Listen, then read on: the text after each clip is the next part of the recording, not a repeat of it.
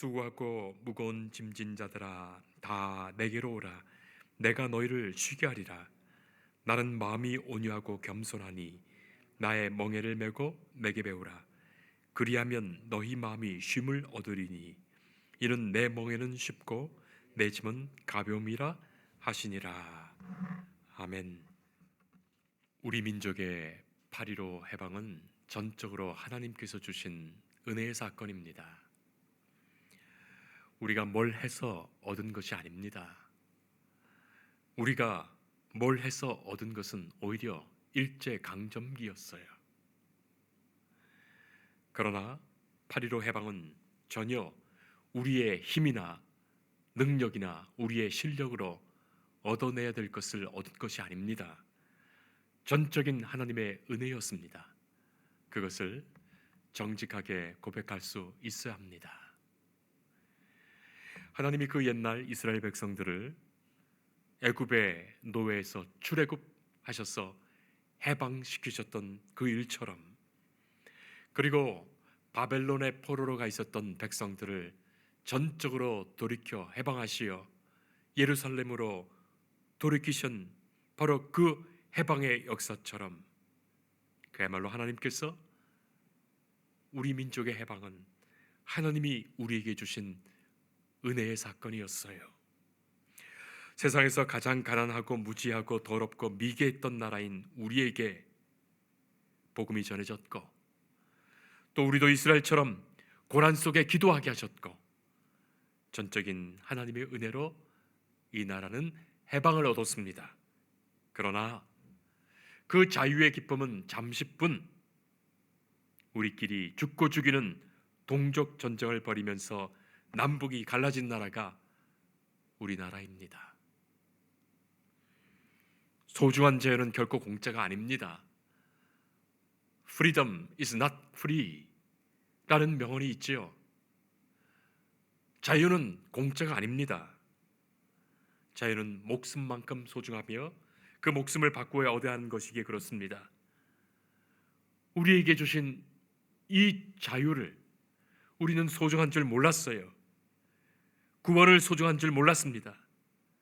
또다시 죽고 죽이는 죄악에 그래서 또 붙들려 살고 있는 거예요. 인간의 진정한 평화와 쉼이 어디 있습니까?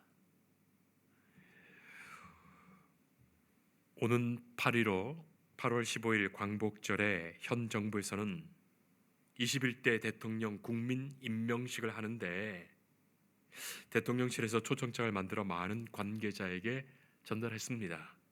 대부분 우편으로 전달하지요. 현재 재판 중인 전직 대통령 부부를 제외하고 전직 대통령 및 배우자에게 직접 정무수석이 찾아가 그 초청장을 전달한다고 합니다. 그 초청장을 너무나도 반갑게 받는 사람도 있을 것이고, 그 초청장을 받기에는 껄끄러워서 너무나도 싫은 사람도 있지 않겠습니까? 오늘 우리가 성경에서 읽은 이 본문의 말씀은 별명이 있어요. 위대한 초청장, The Great Invitation, Universal Invitation 이라는 별명이 붙어 있어요. 너무나도 위대한 초청장입니다. 온 세상, 온 세계, 온 사람을 향한 초청장이에요. 이 초청장은 남녀노소 빈부 귀천을 떠나 그 누구에게도 전해지는 초청장입니다. 한 나라 한 민족 한 사람에게 보내지는 것이 아니라 온 세상 누구라도 기뻐하며 즐거워할 위대한 초청장이에요. 여러분, 소집 명령이 아닙니다. 초청장입니다. 그렇기 때문에 강제가 아니에요. 얼마든지 그 초청에 응하든지 그렇지 않든지 자유예요. 눈치 볼 것도 아닙니다. 다른 사람은 이 초청장 받고 있어 어떻게 하나 그렇게 다른 사람 쳐다볼 것도 아닙니다. 온 세상의 모든 이에게 보낸 초청장입니다. 그리고 이 초청장은 그 옛날 예수님께서 보내신 그 목소리를 생생하게 담고 있지만 그 옛날로 끝나는 것이 아니라 지금 오늘 이 시간도 여전히 유효하고, 더 분명한 것은 지금 여기에 있는 각자 나에게, 각자 우리 나에게, 내게 전달된 초청장이에요. 많은 사람이 받을 수 있도록 공개된 초청장이지만 지금 이 시간에 성령님께서 각자 내게 건네주시는 초청장이에요. 초청장의 내용은 이것입니다. 수고하고 무거운 짐진 자들아, 다 내게로 오라. 내가 너희를 쉬게 하리라. 나는 마음이 온유하고 겸손하니 나의 멍에를 메고 내게 배우라. 그리하면 너희 마음이 쉼을 얻으리니 이는 내 멍에는 쉽고 내 짐은 가벼움이라. 그렇게 기록되어 있습니다. 자, 우리가 이 초청장을 받은 거예요. 몇 가지를 생각해 봅니다. 먼저는 초청을 받은 대상자입니다. 특이하게도 수고하고 무거운 짐진 자들아, 그렇게 되어 있어요. 수고하고 무거운 짐진 자들아, 여러분 어떻게 느껴지십니까? 이 짐은 인간이 지는 인생의 필연적인 짐이에요. 누구라도 이 짐을 다 지고 있는 거예요. 최초의 인간이었던 아담과 하와가 에덴 동산에서 하나님을 거역하며 쫓겨났을 때 하나님이 하신 말씀이 창세기 3장 18절에 너는 평생에 수고하여야 그 소산을 먹으리라. 인생의 수고가 필연적임을 말씀하십니다. 단순히 먹고 사는 데만 수고하는 것이 아니라 인생 그 자체가 필연적으로 수고가 따르는 것입니다. 우리가 앞에서 불렀던 찬송처럼 내 고생하는 것, 옛 야곱이 돌베개 베고잠 같습니다. 들판에서 야곱이 돌베개 베고 자는 그런 고생이 우리 인생에게 각자에게 다 있는 거예요. 여러분, 왜 수고로운 일이 될까요? 왜 무겁고 고생된 일이 되겠습니까? 목적 잃고 의미를 잃었기 때문이에요. 가치를 잃었기 때문이에요. 수고가 아니고 고생이 아닌 것은 의미가 있을 때입니다. 사랑하는 자식 먹이려고 내가 수고를 한다면, 고생한다면 기쁜 마음 들고 수고로 여겨지지 않을 거예요. 그러나 목적을 잃어버리고 의미를 잃어버리고 공허하게 될 때 모든 것은 수고로 느껴지며 고생으로 여겨집니다. 죄를 지어 에덴에서 쫓겨났기에 인생의 하나하나가 다 수고로운 일이 되고 맙니다. 똑같은 일을 하더라도 소망을 잃었기에 고생된 일이 되고 맙니다. 피곤해집니다. 지치게 됩니다. 이 짐의 결과가 무엇인지 모른 채 수고의 짐, 무거운 짐을 지는 거예요. 내일을 잃어버린 허무한 인생에게 절망하며 짐을 지고 살아갑니다. 삶의 실존을 단적으로 그렇게 말하신 거예요. 우리가 지고 있는 수고와 무거운 짐을 주님 다 아시고 수고하고 무거운 짐진 자들아 내게로 오라 하신 거예요.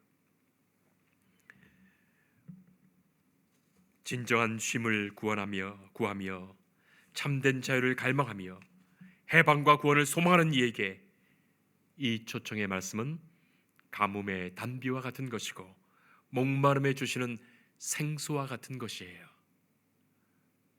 여러분에게는 어떻습니까? 성도 여러분, 예수님은 처음 이 복음을 전파하실 때 이사야 선지자의 그 옛 말씀을 인용하셨어요. 그렇게 선포하셨습니다.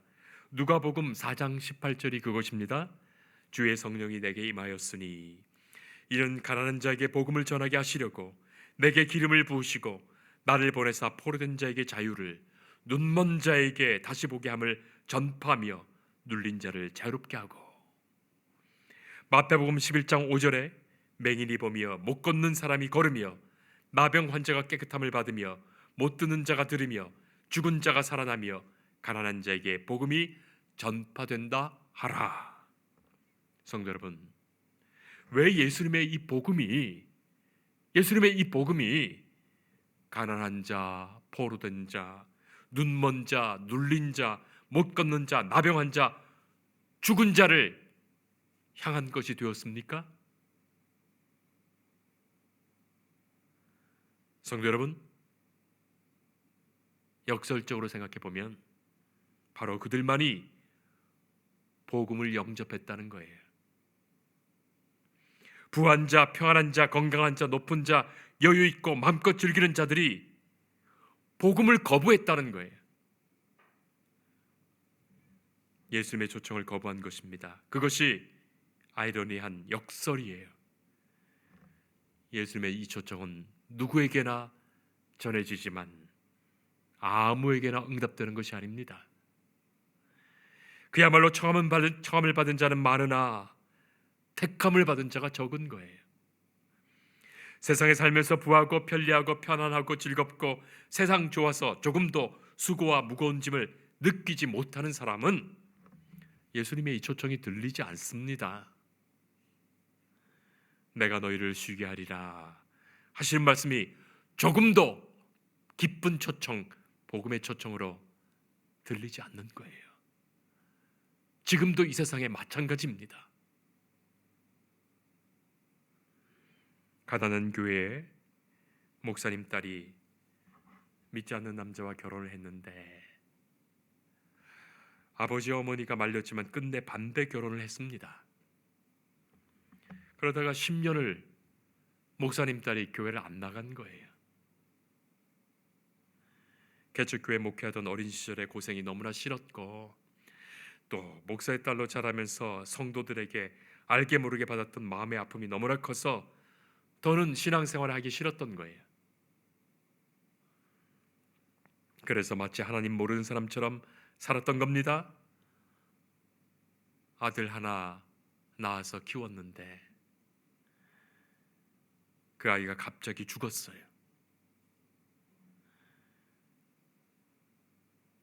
비로소 10년 만에 기도하기 시작합니다. 사는 동네 교회에 다시 나가게 됐어요. 그렇지만 마음이 얼마나 아픈지요, 원망이 얼마나 많았는지요. 어떻게 하나님께서 내게 이러실 수 있을까? 내가 이렇게 사랑하는 아들을 어떻게 데려가실 수 있을까? 그런데 이 여인의 눈에 예수님이 자기 아들을 꼭 안고 계신 모습을 보게 됩니다. 근데 예수님이 한 말씀도 하지 않으시는 거예요. 한 말씀도 없으십니다. 그때야 이 여인이 주님을 찾게 되는 거예요. 진정으로 주께 기도하고 주님을 다시 만나게 됩니다. 만약에 그 아들이 죽지 않았다면 이 여인이 다시 교회에 나왔겠습니까? 오라 부르시는데 그 부르심을 듣고 나갈 수 있었겠습니까? 너무 아픈 얘기지만 실화예요. 나중에는 고백하게 됩니다. 자신의 그 수고와 무거운 짐이 오히려 축복이 되었다고 말이죠. 사랑하는 성도 여러분, 여러분 지금 한 사람 한 사람이 이 공간에 그렇게 많지 않지만 있는 이 한 사람 한 사람, 여러분 한 사람이 이 자리에 있는 것이 그야말로 기적이에요. 하나님의 놀라운 기적이에요. 내가 여기 있을 사람이 아니거든요. 하나님이 너무나 크신 은혜 주신 거예요. 내 수고의 짐이, 내 무거운 짐이 결코 절망이 아니라 참된 자유와 쉼의 길, 생명의 길을 열어주시는 축복이 되는 겁니다.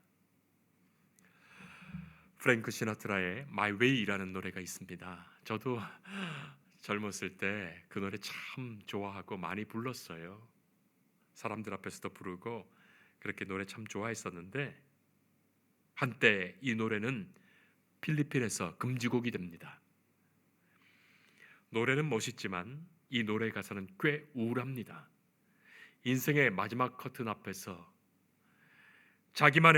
나만의 내 길을 내가 고집하며 걸어왔는데 이제 마지막 길까지도 나는 후회하지 않고 내 선택대로 가겠다 하는 노래예요. 그런데 이 노래를 틀어놓고 필리핀 사람들이 그렇게 자살을 많이 했던 거예요.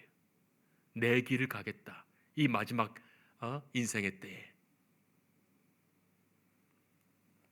사랑하는 성도 여러분, My way, 내 생각대로, 내 뜻대로, 내 자존심에서 내가 걸었던 내 길에서 예수님은 너의 길에서 돌이켜 너의 길이 아닌 주님의 길, 예수님의 길로 돌아오라 말씀하시는 거예요. My way가 아니라 His way, Lord's way로 나오라 하시는 거예요. 너희는 나의 길로 나오라. 나의 길로 돌아오라. 나는 마음이 온유하고 겸손하니.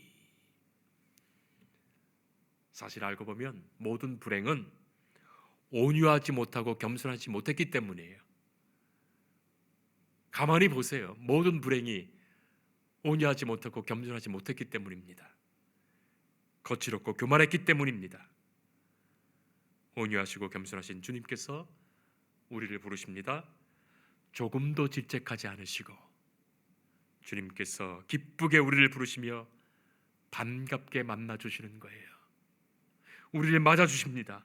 찬송가 524장에 갈 길을 밝히 보이시니 주 앞에 빨리 나갑시다. 우리를 찾는 구주 예수 곧 오라 하시네.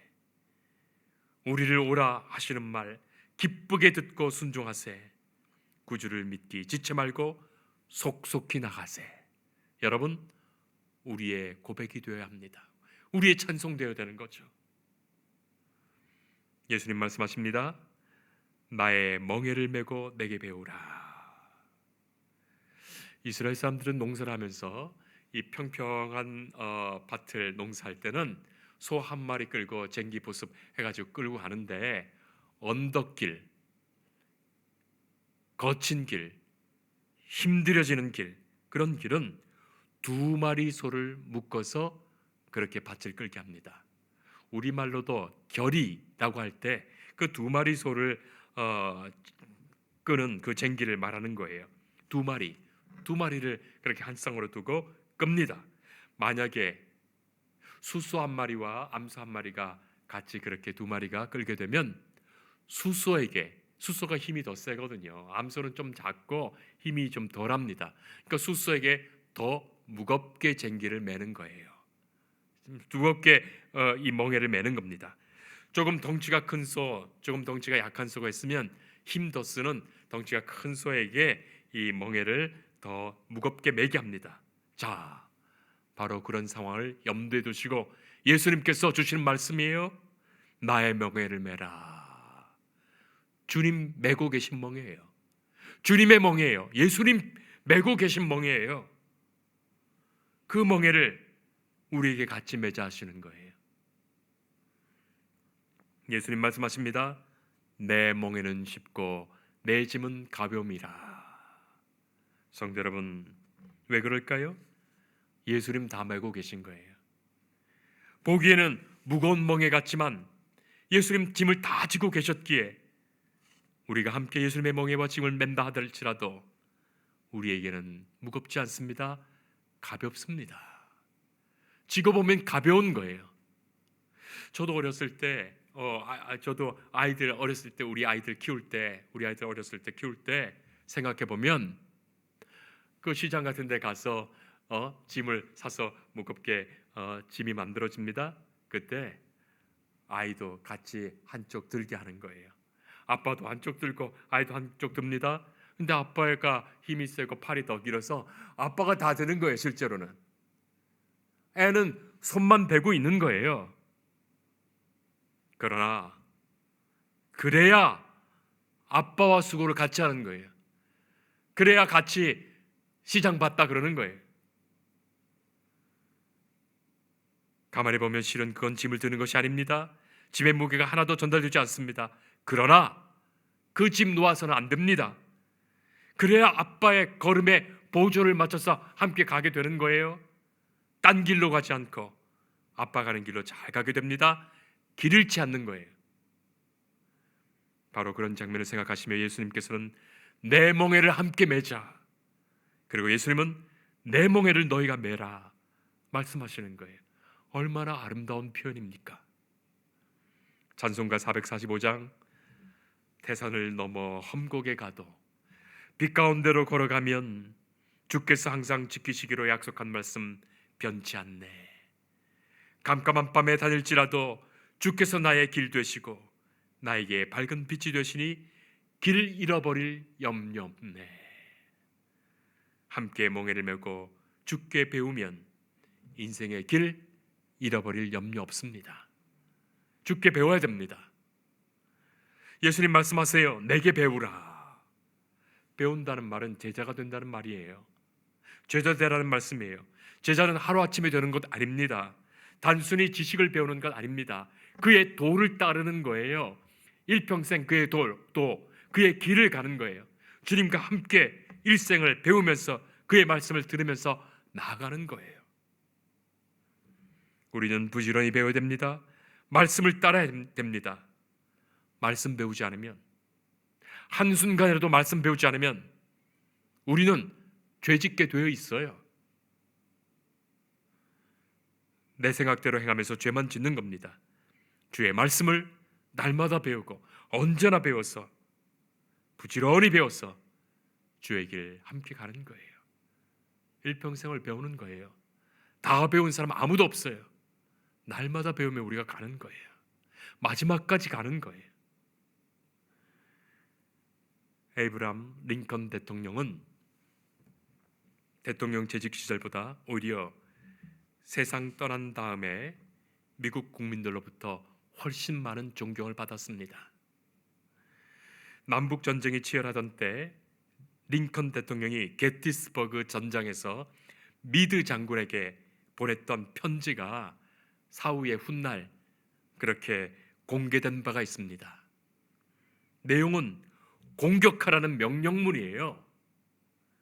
그런데 끝에 이렇게 쓰여져 있습니다. 미드 장군, 이 작전이 성공한다면 그것은 모두 당신의 공입니다. 만약 실패한다면 그것은 내 책임입니다. 실패해서 돌아온다면 대통령이 공격 명령을 내렸다는 이 명령문을 공개하십시오. 그렇게 되어 있어요. 얼마나 훌륭합니까? 우리나라 대통령은 전부 다 자기는 안 했다고만 하는데 말이죠. 예수님은 말씀하십니다. 내가 너희를 쉬게 하리라. 너희 마음이 쉼을 얻을 것이다. 주님 약속해 주시는 이 쉼이야말로 진정한 안식이요, 진정한 해방이며 진정한 구원입니다. 너희 길을 떠나 나의 길로 오라. 너의 길을 떠나 나의 길로 오라. 주께서 함께 하시며 따르는 그의 길을, 그를 일평생을 책임져 주십니다. 기도하겠습니다. 참된 자유와 구원을 주시는 하나님, 수고하고 무거운 짐진 심령을 찾으시며 부르시는 주의 음성에 귀 기울이며 주님 앞에 나아가게 하옵소서. 주의 길을 따를 때 세상의 죄된 멍에가 아니라 참심과 생명을 주시는 주님의 멍에를 함께 매며 주의 인도하심에 은총 안에 있게 하옵소서. 내게 주신 이 자유와 은혜를 소중히 여기며 생명과 같이 지키는 중에 영원하신 주의 나라에 이르는 그날까지 결코 딴 길로 가지 않게 하시고 주와 함께 이 길을 걷게 하옵소서. 예수님 이름으로 기도합니다. 아멘.